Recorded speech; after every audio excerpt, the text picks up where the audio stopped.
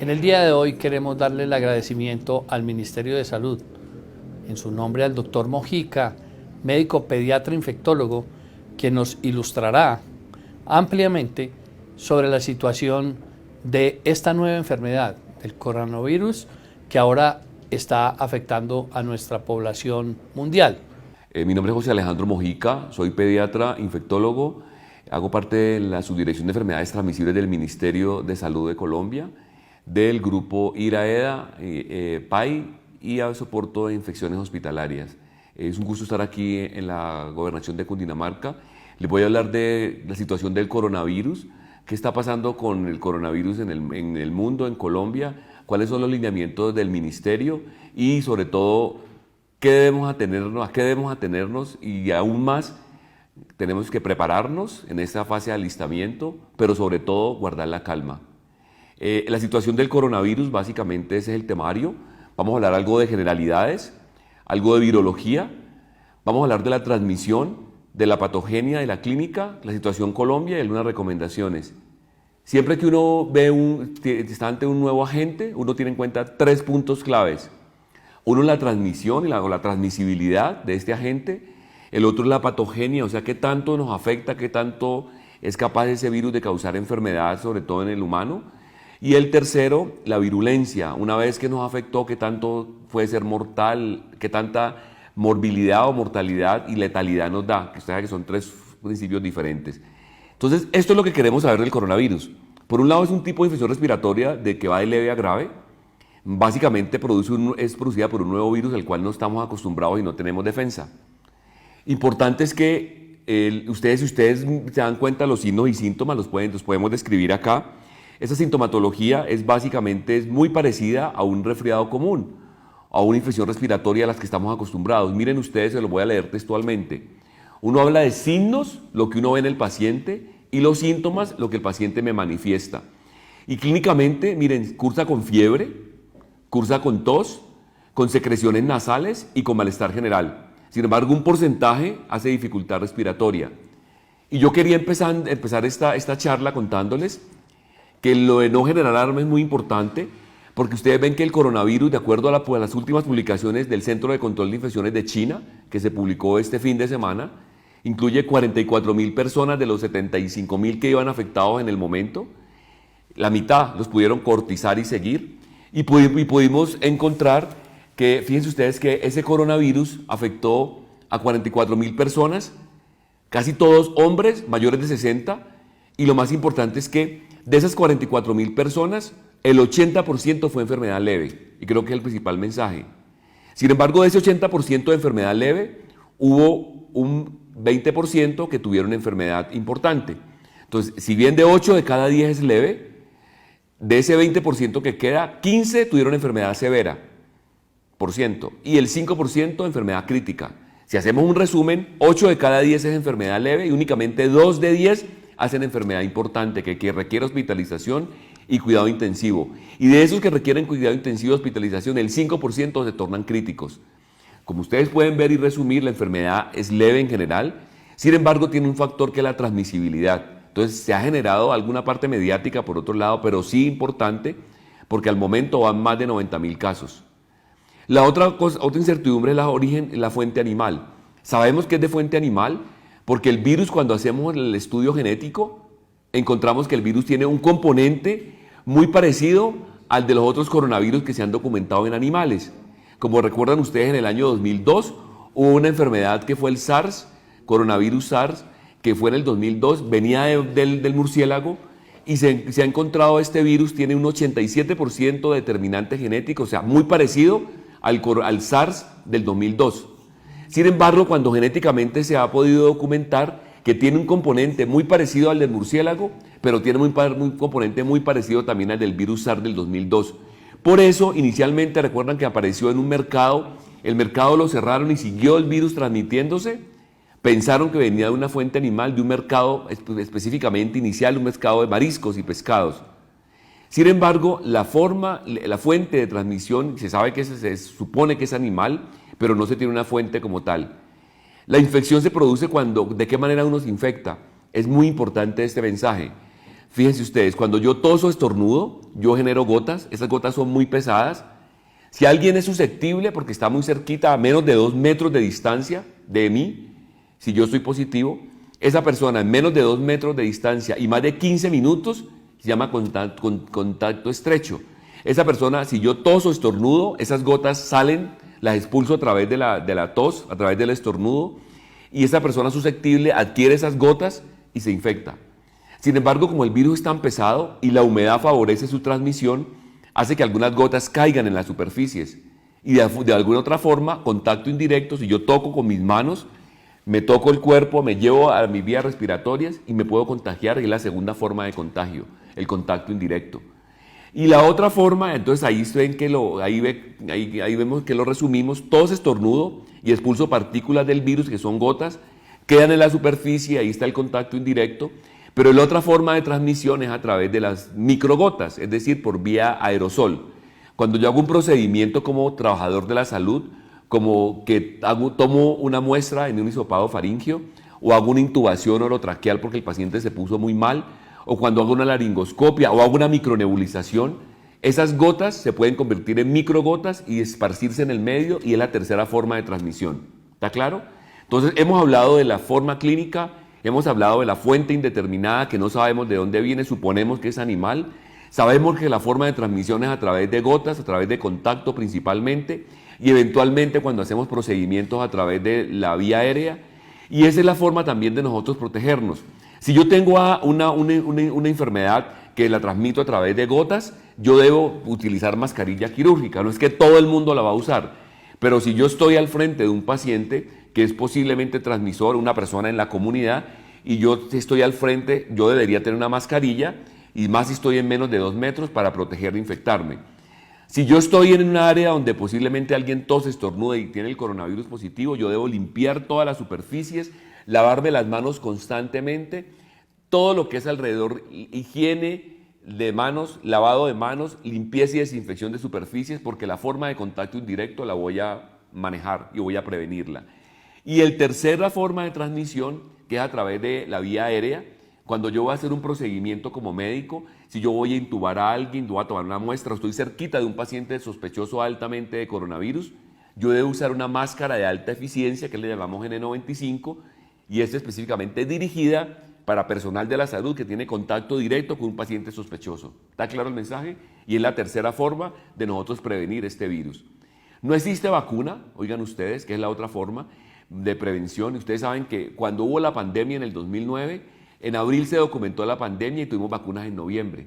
Para este virus, y eso que la influenza era conocido, que el H1N1 hay vacunas hace 70 años, y para generar una vacuna en una pandemia se demora más o menos 6 a 7 meses.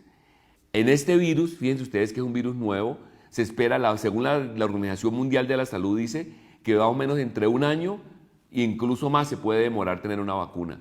Y en el momento no contamos con antivirales. Hay muy específico antiviral, el oseltamivir, que es dirigido para influenza.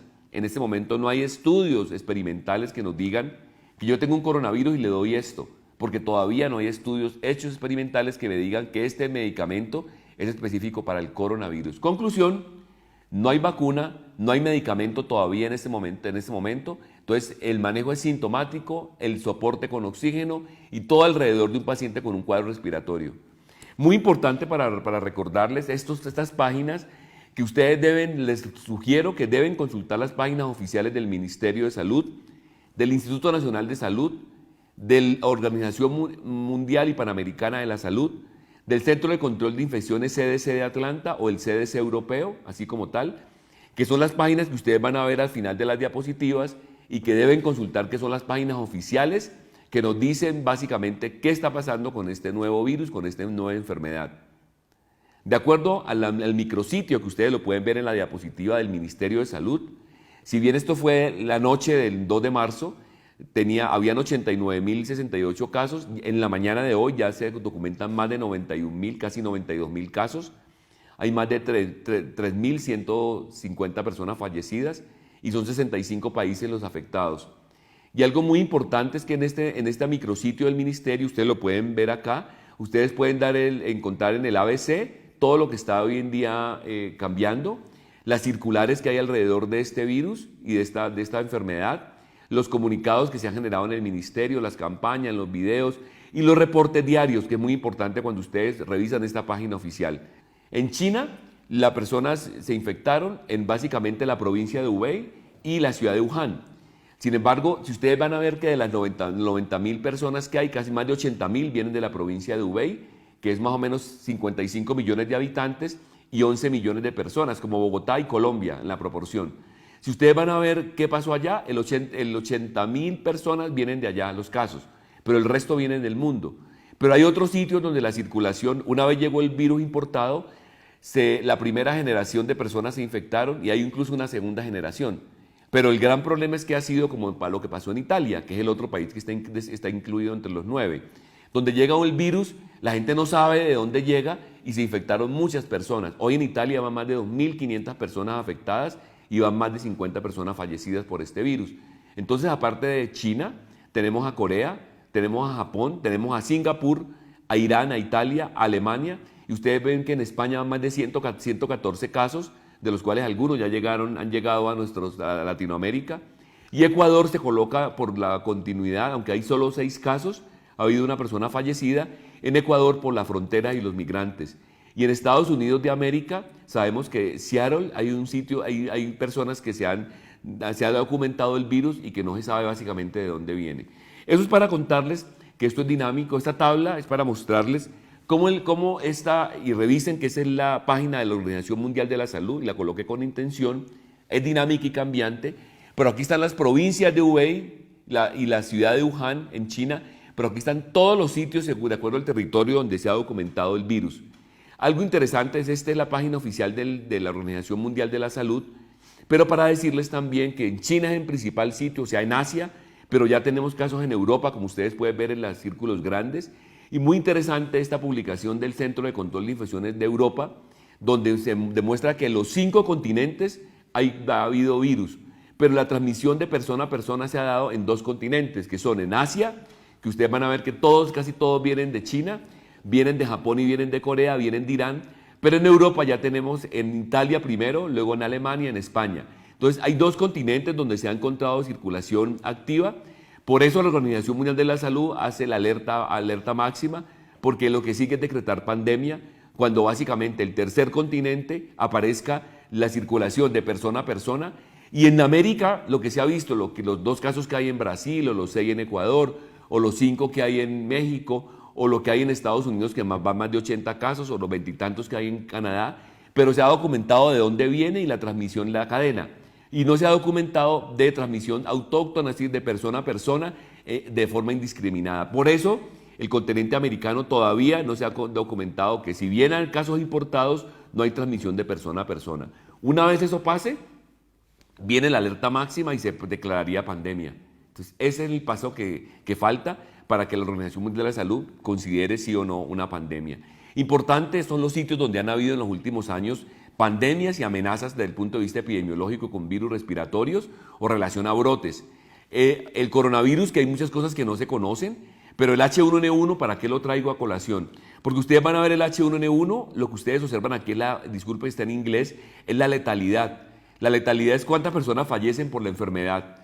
En este caso, la letalidad por influenza, que ustedes recuerdan que fue en el 2009, fue hasta 0.5, menos de una persona falleció por 100.000. Sin embargo, fue pandémico y hoy en día el virus quedó circulando entre nosotros. Pero vean ustedes, el SARS, que es el otro coronavirus que fue en el 2002, hubo más o menos 9.000 casos y se murió casi el 10% de esos afectados. Es decir, la letalidad casi fue del 10%, se murieron casi 900 personas. Sin embargo, en este momento van 90.000 y se han muerto 3.000. Para este coronavirus la letalidad no es tan alta, pero la transmisibilidad sí es mucho, porque van 90.000 personas en menos de 2 meses. Y muy importante, ¿qué pasó con el MERS? El MERS, recuerdan que era un coronavirus que venía de los camellos, fue en Jordania y en Arabia. La letalidad fue muy alta, casi el 35%. De 3.500 personas afectadas, 35% fallecieron. La letalidad fue muy alta, aunque fíjense ustedes que no fueron tantos los afectados. Importante el ébola, recuerdan, hubo un boom del ébola, 6 de cada 10 se morían, no fue pandémico, hoy en día está controlado, está contenido. ¿Para qué les cuento todo esto? Porque esas son las fases básicamente de los virus Esto es lo que ha pasado con respecto al coronavirus. Y para decirles algo, es que el coronavirus es un virus simple, que es produce el 15 y el 30% del resfriado común. Ustedes saben que la primera causa es el rinovirus, le sigue el coronavirus y el siguiente virus que produce enfermedad respiratoria son los virus de sincitial respiratoria. Y el siguiente es el virus de la influenza. ¿Qué características tiene este virus? Que es más grande que el virus de la influenza, es más pesado y sobre todo requiere la parte de humedad y requiere unas condiciones para que el virus se transmita y se propague. Muy importante también recordarles que no solamente conocemos este coronavirus, porque hay otros coronavirus que vienen de animales, como en bovinos, en murciélagos, en peces, y por eso se considera una zoonosis, es decir, que viene de los animales y eventualmente puede transmitirse al humano. ¿Para qué les cuento esto? Porque es un virus RNA de cadena sencilla, es un virus que uno lo capta, llega al organismo y es capaz de replicarse fácilmente por sus características genómicas. Importante también para recordarles esta publicación de la Sociedad Colombiana de Infectología de este mes, del mes pasado de febrero, donde hay un virus alfa, beta, delta y gamma. Este nuevo coronavirus es un virus beta, muy parecido a los otros beta que se conocen, como el OC43 o el HK1, que son virus clasificados básicamente por sus características genéticas, pero hay otros coronavirus que ya nos hemos familiarizado los pediatras. Por ejemplo, el 229BE es muy frecuente encontrado en infección respiratoria, o el NL63, que se pensó que podía ser un virus pandémico, pero se contuvo, y muy frecuente, fíjense ustedes, el OC43 para los pediatras, sobre todo para personas que manejan inmunodeficiencias, porque se ha visto relacionado este coronavirus con enfermedades neurológicas. ¿Para qué les cuento todo esto? Para decirles que el coronavirus no es nuevo, pero tenemos un nuevo coronavirus que está afectando a muchas personas, no tenemos defensas y tiene propagación muy importante. Y básicamente, para que mantengamos la calma, que sepamos que el 80% de la enfermedad es leve, pero hay un 20% que se pueden complicar, sobre todo si tiene enfermedad de riesgo, si tiene una enfermedad de base, si es hombre, si es fumador, si tiene más de 60 años y tiene algunas características como hipertensión, como diabetes, como enfermedades crónicas, que hace que el sistema inmune sea más débil y que la enfermedad como tal pueda ser más severo en ellos. Lo que ustedes ven en rojo es el nuevo coronavirus, pero lo que ustedes ven en azul y ven en negro son los coronavirus primos hermanos. Cuando uno lo ve genéticamente así extendido, uno observa que hay un coronavirus que es muy parecido al del murciélago y ven más abajo un coronavirus que es primo hermano del SARS. Entonces, es por eso que la fuente se presume que sea animal. Pero vean ustedes, esta triada que siempre tiene en cuenta uno cuando uno ve un virus o una enfermedad nueva, y en este caso, si analizamos la transmisión, no sabemos mucho de la transmisión. Si analizamos la patogenia, estamos en curso para investigar cómo se comporta el virus. Y la virulencia, vemos que la letalidad se ha investigado. Si bien la letalidad es más que la influenza, sabemos que menos que el SARS y menos que el MERS. De todas maneras, hay muchas cosas del virus que no se conocen. Uno, la fuente. Y repito que no se sabe exactamente de dónde viene. Presumimos animal. La patogenicidad se sabe que produce enfermedad muy frecuente en personas con riesgo. Produce el 80% de enfermedad leve, pero un 20% con neumonía, con compromiso del estado general y enfermedad grave. La virulencia, ustedes van a ver que la letalidad de algunas personas que se afectan puede estar afectado por unos más que otros, pero más o menos oscila entre 1 y 3%. Sin embargo, el periodo de incubación es una incertidumbre también. Se sabe por las 44.000 personas que se han publicado, se le pudo hacer seguimiento y se mostró que se incuba entre 3 y 7 días. Un grupo menor puede durar 14 días incubando y aún mucho menor, menos del 2%, puede durar hasta 21. Pero por lo general el 98% del periodo de transmisión está entre 3 y 7 días. Sin embargo, el tratamiento no lo conocemos. No hay tratamiento para el coronavirus, no hay vacuna y lo que les contaba se va a demorar. Y todo lo que hay al momento básicamente es anecdótico y empírico para el uso para el coronavirus en cuestión de tratamiento. Por lo que el manejo básicamente se ve limitado al soporte. Importante esta diapositiva, porque fíjense ustedes que fue la primera publicación del New England Journal, donde básicamente muestra que el virus, lo que ven en naranja, empezó en un mercado. Cierran el mercado y el virus apareció en muchos otros sitios. Pero lo rescatable de esta diapositiva es que los chinos esta vez, esto empezó a finales de noviembre, mediados de diciembre, y en la primera semana de enero ya se tenía el virus identificado. Se sabía genómicamente cómo el virus se comportaba. Y algo para mostrarles con respecto a la transmisión. Si yo tenía, así fue los primeros publicaciones donde el virus, ustedes lo ven en rojito, una persona enferma transmitía en azul lo que ustedes ven en azul. Entonces una persona, los primeros 4 casos, una persona infectaba a 2. Pero los siguientes que se documentó, una infectaba a 8 y otras no infectaban a ninguno. Sin embargo, luego una infectaba a 4 y cada una infectaba a 1. Entonces se hace la regla matemática, hoy en día se sabe que por cada persona enferma por lo menos son 2 o 3 las infectadas. Y si miramos la parte de letalidad y contagiosidad y la comparamos con los otros virus, ustedes van a ver el MERS, que es el que venía en 2012 del camello, Jordania y Arabia, van a ver que la letalidad fue muy alta, que fue casi el 40%. Sin embargo, miren ustedes, la transmisibilidad fue importante. Sin embargo, comparado con el SARS, la letalidad fue menor en el SARS. Y este nuevo coronavirus, ustedes van a ver que la letalidad es el 3%. 3 de cada 100 se mueren. Y ustedes van a ver que la transmisibilidad está entre 1 y 3. O sea que por cada uno afectado, por lo menos 3. ¿A qué se debe eso? Si tenemos una persona infectada y una persona alrededor sana, vemos que el virus puede desplazarse 6 pies. 6 pies más o menos 1.80, casi 2 metros. Entonces, si yo estoy enfermo, toso y estornudo, el virus puede estar hasta 2 metros de distancia. Pero yo hago esta comparación, lo que ustedes ven acá es el virus del sarampión. Yo tengo a alguien infectado y tose y estornuda, el virus se va por vía aérea al sarampión y puede afectar a 30 metros 18 personas. Entonces miren ustedes la comparación. Por cada una se afectan 3 en coronavirus y por cada una se afectan 18 personas en el sarampión, porque el virus viaja a más distancia y se va básicamente por las vías aéreas, por microgotas. Es muy importante hacer esa diferenciación. Sin embargo, cuando comparamos con la influenza por cada persona afecta a una persona y esta por cada persona afecta a 3, o sea que es más contagioso que el de la influenza. Sin embargo, se ha favorecido también en China por la comunicabilidad. ¿Eso qué quiere decir? Que hay muchas personas que viajan alrededor de China. Entonces ustedes van a ver en un mes, miren ustedes, en un día viajan 23.000 personas a Japón o a Tailandia 55.000, a Italia, al Reino Unido y a Francia y Estados Unidos. Por eso lo primero que hicieron fue bloquear los aeropuertos. Pero ustedes van a ver cómo viajan alrededor de China. Miren, en un día 136.000 personas viajan a Pekín o a Shanghái o a Hong Kong o a Kunming de Wuhan. Por eso la comunicabilidad dio que en el SARS, en el 2002, más o menos 1 billón de chinos viajaban entre tren y avión. Ustedes van a ver en esta época del coronavirus nuevo, se espera de 1.700 millones de chinos que viajan más o menos 4 billones de personas en tren y en avión.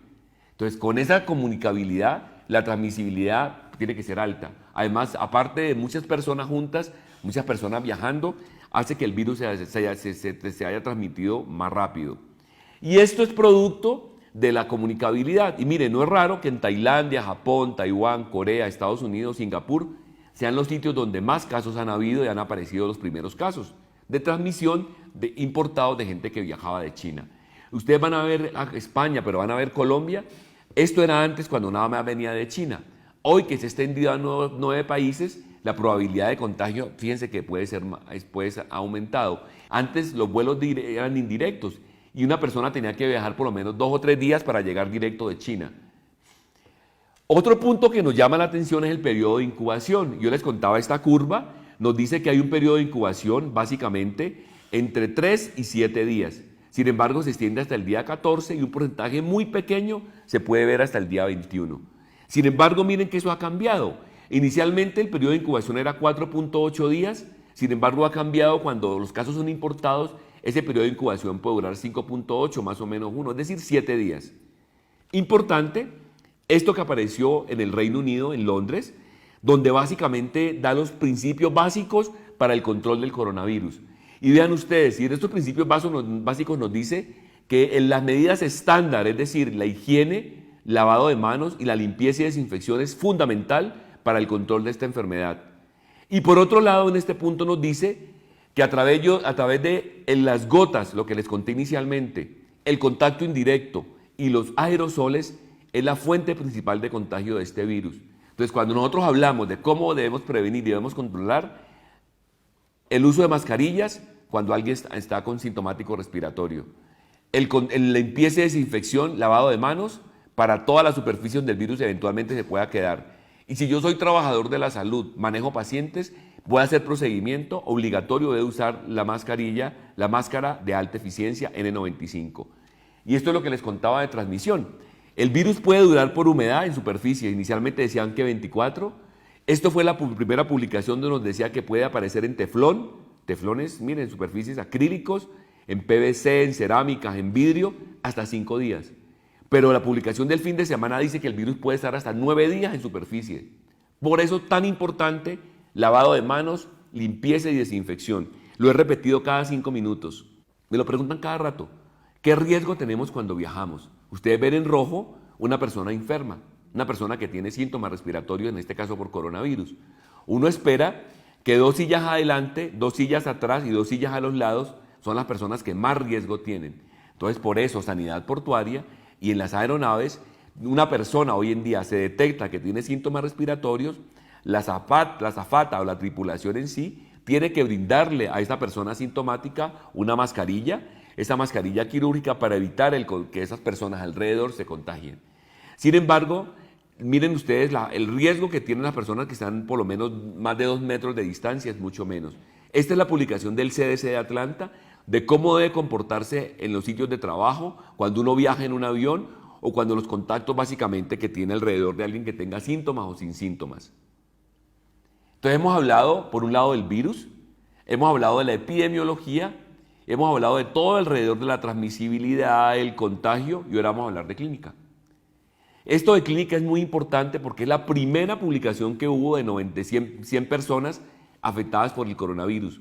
Pero sigue siendo muy sensible lo que nos describe acá, porque fíjense ustedes que un porcentaje importante hacen fiebre, que es casi el 83%. O sea que hoy en día ya sabemos que hay gente que no hace fiebre y tiene coronavirus, pero sigue siendo un determinante la fiebre. Los otros síntomas es la tos, que el 81% hacen tos, o sea, 8 de cada 10 hacen tos. Sin embargo, que se acorte disculpe que esté en inglés, que se acorte la respiración, que tenga dolor muscular y las mialgias, que lo decimos en medicina, es muy importante. La confusión, el dolor de cabeza, el dolor de garganta, la rinorrea. Los síntomas respiratorios van a ver que gastrointestinales, como la diarrea y el vómito es menos de 1%. ¿Esto para qué les cuento? Porque fíjense ustedes que una vez atacaron los síntomas, uno espera que antes del 7º día aparezcan hospitalizados. Pero se ha visto que entre el día 10 y el día 11 entran a cuidado intensivo. Esto fue en la etapa inicial de la enfermedad. ¿Qué se está viendo hoy en día? Que antes del 10º día, es decir, a la mitad de los días, el paciente hace compromiso general y entra a cuidado intensivo. Entonces, fíjense ustedes, esta epidemiológicamente es la publicación más importante del Centro de Control de Infecciones de China, que les conté, se publicó la semana pasada. Y básicamente nos dice que de 44.672 personas descritas, de las 80.000 que iban en ese momento, fíjense ustedes que había apenas menos de 1% de niños, 416 casos. Y los niños no mostraron fatalidad, es decir, la letalidad, la mortalidad en niños por este virus es muy baja. Sin embargo, importante, las personas más afectadas, vean ustedes, 60 a 69 años, 70 a 79 años y más de 80 años. Entonces, el gran porcentaje son mayores de 60 años, hipertensos, diabéticos y personas con algún grado de comorbilidad, llámese fumadores o llámese personas con enfermedades crónicas. Y esto creo que es lo más importante, lo que les contaba. El 80% de esos 44.000 personas fueron leves, el 14% severa y un 5% crítico. ¿En qué consistía el crítico? Requerían intubación, ventilación mecánica y algunos, la mayoría, siguen hospitalizados después de 2 y 3 semanas en cuidado intensivo. Entonces la enfermedad cuando se da severa es severa y requieren no solamente de ventilación mecánica, todo lo que hacen alrededor de medidas salvatorias incluyen, aparte de la oxigenoterapia, algunos han usado corticosteroides, han usado antivirales, han usado cualquier medicamento que son básicamente compasivos y salvatorios, porque básicamente usándolo o no usándolo el desenlace puede ser igual. Porque hasta ahora nada se ha descrito que es la primera opción para usar para coronavirus. Todo lo han inferido del SARS, del MERS, pero nada de estudios como tal controlados, estudios experimentales que nos digan que este tratamiento es el específico para este virus. Esta publicación la traigo porque fueron 8.800 personas que se documentaron y vean ustedes cómo se comportó. Neumonía leve fue en un 70%, pero vean, en un 25% hubo neumonía severa y no neumonía en un 5%. Entonces sigue siendo la constante. La mayoría de casos son leves, que pueden haber con neumonía, la mayoría son hombres, la mayoría son más de 50 años, aquí apareció ese dato, pero algo muy importante para recordarles es que la transmisibilidad fue comparable y la baja letalidad comparado con el SARS y el MERS. Esto es para mostrar a los pediatras, porque fíjense que siempre nos preguntan a los pediatras cómo se comporta el virus. Esta publicación en pediatría primero nos resalta que hay que buscar el diagnóstico diferencial, porque aparte del coronavirus, los niños es muy frecuente que tengan otro virus que afectan y hay que determinarlos, hay que buscarlos y hay que descartarlos. ¿Qué dice esta publicación pediátrica con respecto al manejo en niños? Y la extrapolo porque en adultos se comporta absolutamente igual. El aislamiento es fundamental, la oxigenoterapia y todas las medidas de soporte. Muy importante, fíjense ustedes que aunque maneja antivirales, maneja interferón alfa, lopinavir, ritonavir, que son medicamentos antirretrovirales para el VIH, usan oseltamivir, usan el Arbidol, usa Remdesivir, que todavía no tiene el registro para el uso en estos casos. Sin embargo, todos son anecdóticos, porque ninguno tiene estudios contundentes que nos diga qué es lo que sirve. Se han usado glucocorticoides, inmunoglobulinas, han requerido en un 15-20% soporte ventilatorio, invasivo y no invasivo. Algún porcentaje, entre el 1 y el 3% han requerido ECMO. Recuerda, circulación extracorpórea, sobre todo hablo de adultos. Pero el soporte circulatorio incluye dopamina, vasopresores, inotrópicos, han sido útiles en algunos casos. Y vean ustedes, y el resumen, los casos de los niños es absolutamente benigno. Esta es una casuística de 10 niños, donde básicamente no requirieron ventilación mecánica, fueron lactantes y la mayoría les fue muy bien. Y esta es el comportamiento en Colombia. ¿Cómo se ha comportado el virus en Colombia? Por un lado, pueden aumentar el uso de servicios en salud y desde ahora nos estamos preparando. Pero por otro lado, se pueden aumentar el incremento de costos como diagnósticos asociados, la atención y tratamiento, pero por otro lado también pueden haber muertes. Entonces, eso es lo que queremos prevenir.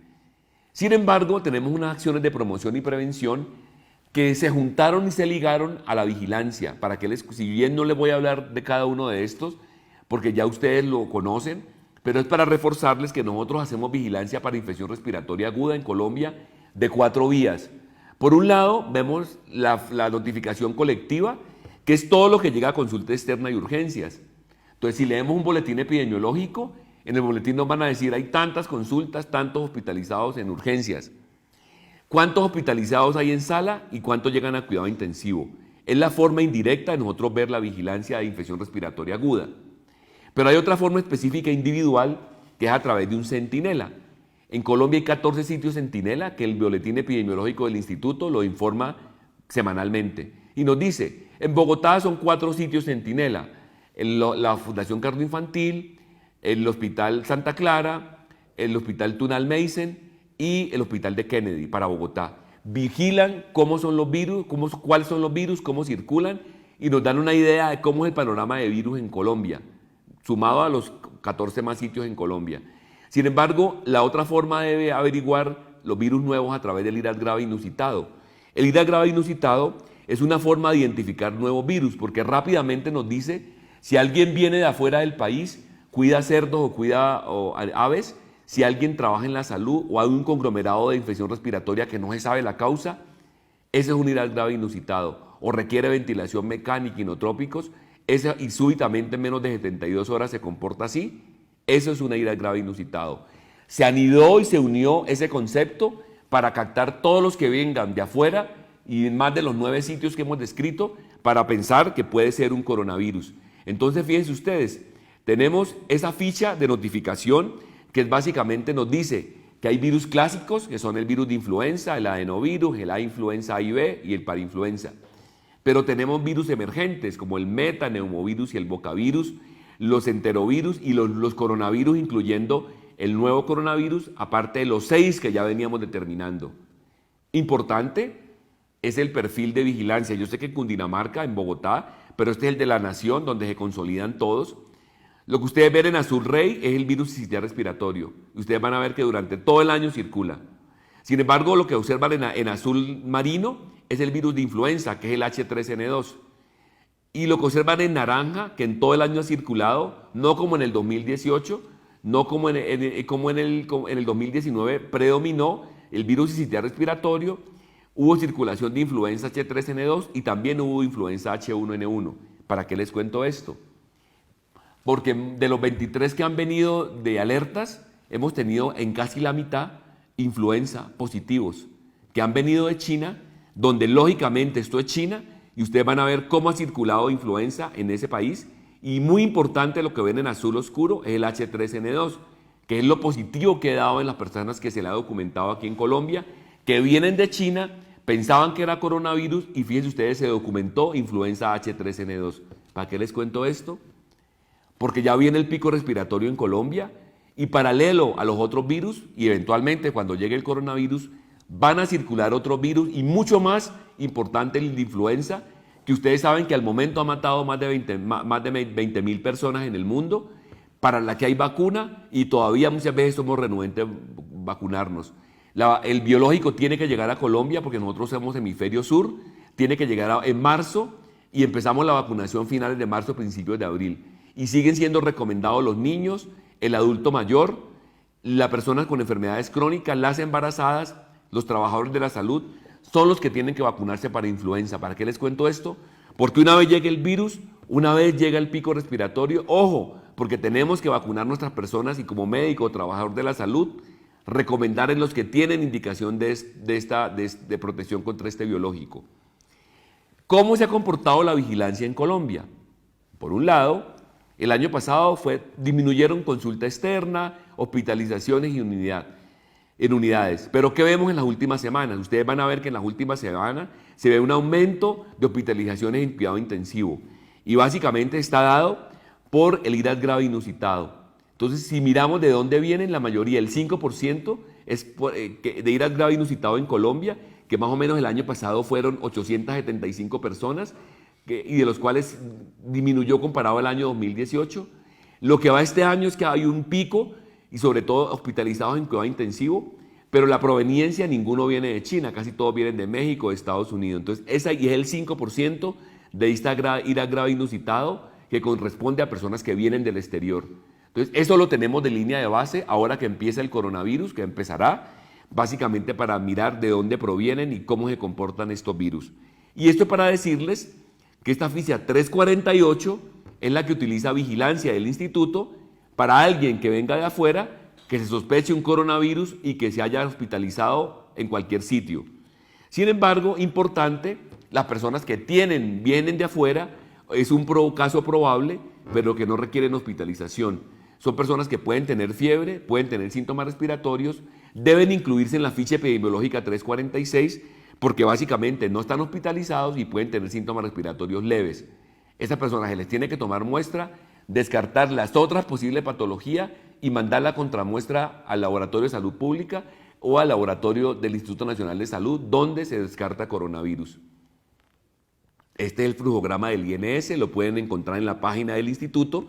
Si alguien viene de afuera, de los 9 países, si básicamente tiene síntomas y fiebre y tos, esta persona puede tener un coronavirus y básicamente si requiere hospitalización debe incluirse posiblemente como IRAS grave inusitado y la ficha 348. Si esta persona tiene fiebre, tiene tos, pero no requiere hospitalización, se debe incluir por una IRA leve o moderada y notificar en la ficha 346, que es la que tiene el instituto, básicamente para hacer el seguimiento. Ambas personas se tiene que desplazar un grupo de vigilancia, en este caso de Cundinamarca, tiene que ir la investigación epidemiológica del caso, tiene que llegar básicamente al sitio para tomársele la muestra en la IPS, en la EAPB, porque aparte del diagnóstico viral que se le tiene que descartar de los virus que comentamos, esa persona que viene de afuera, que tiene 14 días de haber ingresado al país, o que ingresa directamente en los últimos 14 días, ha estado en los sitios 9 que hemos comentado, o es trabajador de la salud, o ha tenido contacto directo con alguien sospechoso de coronavirus nuevo, esta persona se le tiene que descartar otras posibles patologías. Una vez se dice que sí, esta persona se le tomó la muestra y todo fue negativo, entonces algún virus fue positivo. Hoy en día esto cambió y el instituto dice que si yo tengo alta probabilidad porque vengo de afuera, a pesar de habérseme descartado, debo tomar una contramuestra y mandarla al instituto que se va a descartar que tiene o no coronavirus. Conclusión, bien sea por la ficha 348 que está hospitalizado o por la 346, donde esté, se debe llegar a tratar de descartar el diagnóstico, primero de las otras posibles etiologías y final hacer la muestra para coronavirus que va al instituto, pronto se hará en Bogotá y debe tratar de localizarse y descartarse que no sea la nueva enfermedad. Importante que tiene el ministerio, un procedimiento para el viajero, llega la persona de afuera, se identifica ese viajero, arriba esa persona y básicamente se va a documentar si tiene 3 preguntas, si tiene tos, si tiene fiebre o si viene de alguno de las provincias de China o de alguno de los 9 países que hemos contado, o si no tiene síntomas y también viene de esos sitios. Si tiene síntomas, directamente se activa el protocolo y esa persona va a su respectiva institución donde se le va a hacer básicamente con todas las medidas de aislamiento, de bioseguridad, sus exámenes respectivos y se va a descartar si tiene uno de los virus usuales o si tiene coronavirus. Pero si esa persona se documenta aquí que es asintomática, directamente esta persona, aquí está el nuevo lineamiento, va a entrar por algún punto de entrada o va a llegar a urgencias eventualmente o va a llegar por consulta externa, no tiene síntomas, no, esta persona hay que lavarse las manos, usar tapaboca y se va a quedar 14 días seguidos por la entidad territorial, en este caso por Cundinamarca o por su ARD respectiva, con tapabocas en casa, llamándolo, tomándose la temperatura, porque puede ser un caso sintomático y antes de 14 días no lo podemos descartar. Si eventualmente tiene síntomas, entra el protocolo de síntomas, el que hemos contado el lineamiento respectivo. Y hemos hablado de 3 procedimientos, uno del viajero, otro de bioseguridad y este es el del lineamiento de atención. Y aquí está la definición de caso. El primer caso que les dije va hospitalizado, el segundo caso es el que tiene una infección respiratoria que no requiere hospitalización y todo debe descartarse el nuevo coronavirus, lo que ustedes ven en café, y una vez se confirma el nuevo coronavirus, eventualmente va a llegar el caso, se va a tener por lo menos de 7 a 14 días hospitalizado, se va a tener todas las medidas de gotas y de contacto y se va a manejar todo lo alrededor de ese caso posible que vamos a determinar al día que llegue. ¿Cuándo consultar al médico? Eventualmente si esa persona se va para la casa, si hay respiración rápida, si hay fiebre de difícil control, si el pecho le suena, si hay somnolencia, hay ataques, hay decaimiento, hay deterioro del estado general, todas las medidas de lavado de manos, que es lo más importante, la limpieza y desinfección de superficies. Y estas son las circulares que las anidamos y las recordamos aquí que son de infección respiratoria aguda. La 23, la 31, que son circulares que siguen vigentes para IRA, básicamente le enfatizamos ahora que llegue el pico respiratorio. Recordar como entidad territorial todo lo que tenemos que hacer, lo de desarrollar capacidades, es lo que estamos haciendo aquí con este video, monitorear acciones de manejo y control, básicamente es lo que estamos reforzando. Los que tienen que hacer las EAPBs e IPS, lo de reorganizar el servicio, recordar que las salas cera, si bien no son aplicables para el coronavirus, son aplicables para llegue el pico respiratorio y las salas cera como estrategia tienen que funcionar. Ya para terminar, recordar que el lavado de manos es fundamental, ventilar e iluminar los espacios de la casa y oficina es fundamental. Si no tenemos ventilación de compresión negativa, que en ningún sitio, son poquitos los sitios en Bogotá y en Cundinamarca que lo tenemos que tener puertas cerradas, ventanas abiertas, todo lo que tener el cuidado y precaución con el contacto con personas que tengan tos o síntomas respiratorios, estar a por lo menos 2 metros de distancia, tapar la boca, la nariz cuando vamos a estar, cuando hay cambios de temperatura. En la mañana salimos en Bogotá con mucho frío y llegamos con mucho sol, ojo con esos cambios de temperatura brusco. Fomentar la lactancia materna, recordar todos los menores de 6 meses deberían recibir exclusivamente lactancia materna. Mantener el esquema de vacunación completo para todas las edades y recordar que a finales de marzo, principios de abril, llega la vacuna de influenza y las personas, población objeto del país, tienen que vacunarse. Estas son las circulares y normatividad que ha aparecido en los últimos meses. El mes de febrero, la circular 005 que se refería al coronavirus y nos dice como institución, como entidad, como todo, qué tenemos que hacer. Y el 24 de febrero, el Ministerio del Trabajo trae la circular 17, donde enlaza y articula todas las acciones que desde el Ministerio están nombrando. Para terminar, mantener la calma, que es fundamental. El coronavirus va a llegar, estamos preparados y preparándonos para que no nos agarren desprevenidos. Mantener y reforzar la vigilancia es fundamental. Y fíjense ustedes que lo coloco en una diapositiva del instituto y del ministerio, porque básicamente estamos unidos para que se siga y se adapte la parte de vigilancia. Recordar el 348 para el IRAS grave inusitado, el 346 para persona que venga de afuera, que no tenga sintomatología de hospitalización, pero requiera incluirse en la ficha por un posible coronavirus. Recordar el asintomático, porque tiene que hacerse un seguimiento a través de la entidad territorial. Debe estar en la casa 14 días con llamada, con seguimiento continuo, porque esos asintomáticos hoy en día son los que nos preocupan, porque tienen 14 días para eventualmente desarrollar síntomas y generar la cascada de lineamiento que ya a ustedes les presenté. No exceder la capacidad diagnóstica, porque inicialmente en esta fase que estamos en alistamiento, luego vendrá contención y final mitigación. No todo el mundo le podremos tomar muestra, como pasó con H1N1, pero en este momento tenemos que estar listos para tomar y descartar a los que requieran hacer el diagnóstico diferencial y a quienes requieran descartar la enfermedad por coronavirus. Muy importante prepararnos para el pico respiratorio, porque ya empezó en la otra semana, ya empezaron las unidades de cuidado intensivo, ya empezó consulta externa y urgencias, y aparte de los síntomas y los virus respiratorios que circulan, vamos a tener los otros virus que siempre nos han dado que hacer. Ojo con eso, estar preparados. La forma de nosotros prepararnos indica para el nuevo coronavirus es tener, si yo tengo transmisión por gotas, ojo el uso de mascarillas quirúrgicas si yo estoy con una persona asintomático respiratorio. Si yo tengo el contacto, superficies, tener lavado de manos todo el tiempo, medidas de estándar y limpieza y desinfección de superficies. Y recordarle el aerosol para máscara de alta si yo atiendo pacientes. Por último, el diagnóstico temprano, ustedes saben, por eso nos estamos preparando para tener medios diagnósticos. El temprano aislamiento de una persona que llega, desde que llega tenga sospecha, yo lo tengo que poner en un triaje diferente, atenderlo aislado y todas las medidas de protección con los elementos de protección disponibles por cada institución y por supuesto desde la entidad territorial como Cundinamarca. Y el tratamiento temprano, así sea el soporte de oxígeno, así sea el soporte ventilatorio. La mortalidad que se dio inicialmente en China fue que llegaron todos al tiempo y no estaban preparados. Y la mortalidad ha disminuido a medida que nos vamos preparando. Muchas gracias por este espacio. Recordar, estarnos preparados, diagnóstico temprano, aislamiento oportuno, preparación con los elementos de protección personal y sobre todo guardar la calma. Muchas gracias. Ojalá hubiera sido claro, ojalá hubiera enfatizado y reforzado lo que ustedes ya saben, pero recordar, guardar la calma y prepararnos.